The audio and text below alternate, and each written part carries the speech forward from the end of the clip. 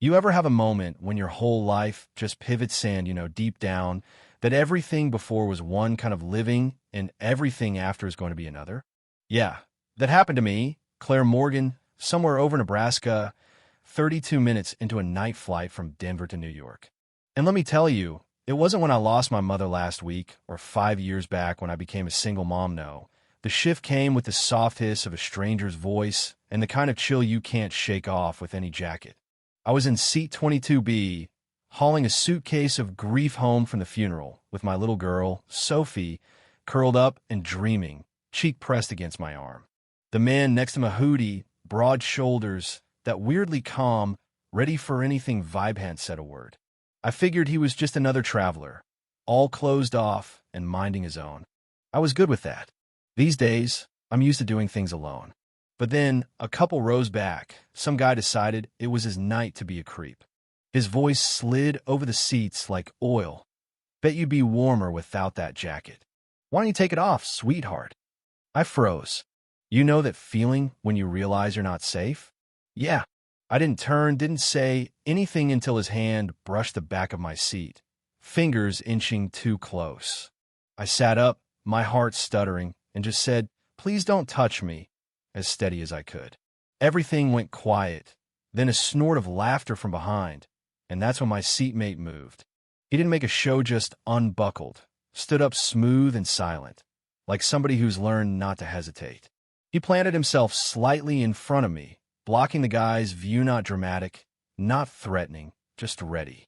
The jerk in back raised his hands, all mock innocence. "Hey, take it easy, man, just talking." My seatmate, still cool, said, "You need to stop." Quiet, but somehow those 3 words cut sharper than shout. Back off. No aggression, no flex, just something solid. You could feel the whole row freeze. The creep tried to laugh it off. "Who the hell do you think you are?" And my guy just tilted his head, like he was debating if it was even worth answering. "I'm the last person you want to test at 30,000 feet. That was it. Within minutes, a flight attendant swooped in, and suddenly the creep was escorted to the back, muttering threats nobody believed. My seatmate sat back down, not a trace of swagger or look at me, just calm. My pulse was still thundering. "Thank you," I managed, and he just nodded. "You're welcome." There was something about him, the way he scanned the cabin, never quite relaxed. "Do things like that happen often?" I asked, half joking, half terrified. He finally glanced over. "Too often." He said it like someone who'd seen too much and learned to live with it. "You shouldn't have to say thank you. That kind of thing shouldn't happen to anyone." I let out a long, shaky breath. As the adrenaline faded, I realized I was curious, maybe even grateful for his presence. "You, don't seem like a guy who works in tech," I joked, hoping for a smile. He let a tiny grin slip. "Why's that?" I shrugged. "You didn't hesitate. Like you've done this before." He gave the faintest nod. "Military," he said after a pause. "Army, Air Force. Retired, sort of." He wouldn't elaborate, and I respected that. Sophie slept through the whole ordeal, her chest rising and falling in that peaceful rhythm only kids have. I kept stroking her hair, marveling at how she could sleep through storms, literal and otherwise. I realized I wasn't carrying all the weight alone anymore, and for the first time in years, that actually felt okay. 2 hours later, we landed somewhere in Nebraska. Unexpected weather, unexpected layover. The captain's voice crackled over the PA, explaining we'd be stuck for a while. People groaned, tapping at their phones, desperate for connection. I closed my eyes, exhaustion hitting all at once. "Hey," my seatmate Ethan, I'd learned, said gently, "Breathe. One thing at a time." And somehow I did. In the terminal, he carried my bag without asking, found us a warm corner. "Not the worst place I've been stuck," he said, glancing around. I smirked, "Bet it's not the best either." He shrugged.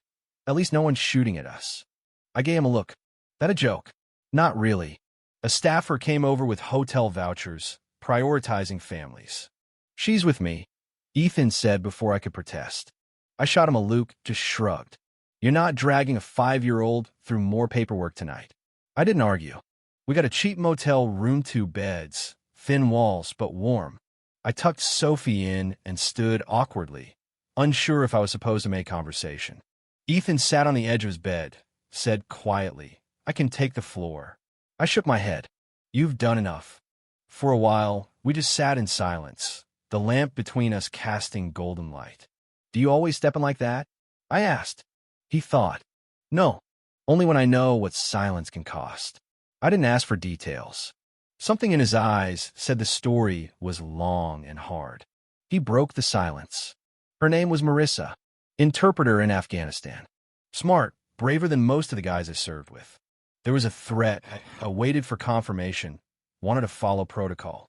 We didn't act fast enough. He looked away. She didn't make it. I felt the weight of his regret settle in the room. So now, when I see someone afraid to speak I don't wait. I told him about Sophie's dad, about holding things together alone for years, caring for my sick mom. I thought that was strength, I admitted. "It is," Ethan said. "You're still standing." He handed me a water bottle, smirking. "Hydration helps." I laughed. Military wisdom? Nah, just what people say when they don't want to hand you a tissue. For the first time that week, I laughed for real. We slept fitfully, both of us staring at the ceiling, neither wanting to admit how much the day had gotten under our skin. Morning broke, pale and cold. The storm had passed. Ethan waited at the door, all packed, hoodie zipped. On the ride back to the airport, the silence felt earned. Sophie drew pictures. Ethan read. I watched the sky. Landing in New York, I realized I didn't want to say goodbye. At baggage claim, Sophie grabbed Ethan's hand like she'd known him forever. "She's a strong kid," he said. "She gets it from her grandmother," I replied. "Thanks for everything," I said, my voice low. "Really?" He nodded, shook my hand, firm and warm. "Take care." He turned and walked away. Days passed. Life snapped back into its routine, but the city felt colder. That night, with Sophie asleep, I found myself searching his name online. There he was, a grainy photo, a headline. Colonel Ethan Cole, decorated for a rescue mission overseas.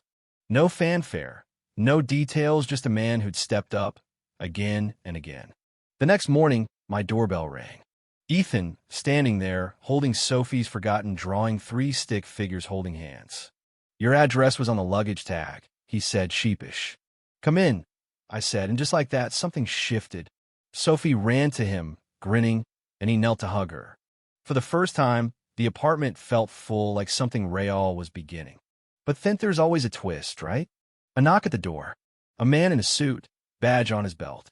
"Colonel Cole, we need to talk about the Cairo file." Ethan's posture changed, instantly military, ready. He glanced at me, regret in his eyes. "I'm sorry," he said, and stepped outside. I stood frozen, heart racing, listening to Sophie play in the other room. That night, I searched again. Cairo file, Ethan Cole. Stories of a mission gone wrong, a civilian casualty, guilt that wouldn't let go. Days went by. No calls, no texts. I waited, wondered if I'd ever see him again. Then, a week later, he was there, outside my door at sunrise. "I thought I was protecting you by keeping my past out," he said. "But maybe I was the one who needed protecting."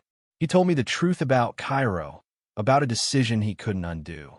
I let him in, not with a promise or forgiveness, but just permission to stay. He showed me his ID, Colonel, Air Force. "I wanted you to see me, not just the uniform," he said. "I never flinched, Ethan," I whispered. "I just didn't know." Sophie barreled in, pajamas and all. "You came back." He smiled. I said I would. Over coffee, I asked what came next. "That's up to you," he said. "I don't want to be here out of duty. I want to choose you." For the first time, I reached for his hand, palm up, and he took it.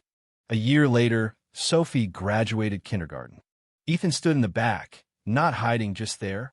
Sophie ran to him, arms wide, and I realized sometimes the real hero isn't the one who saves you one seat's the one who stays.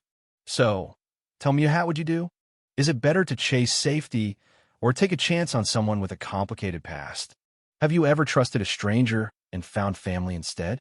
Drop your thoughts below, and if you believe in second chances or quiet heroes, don't forget to like, subscribe, and share your story.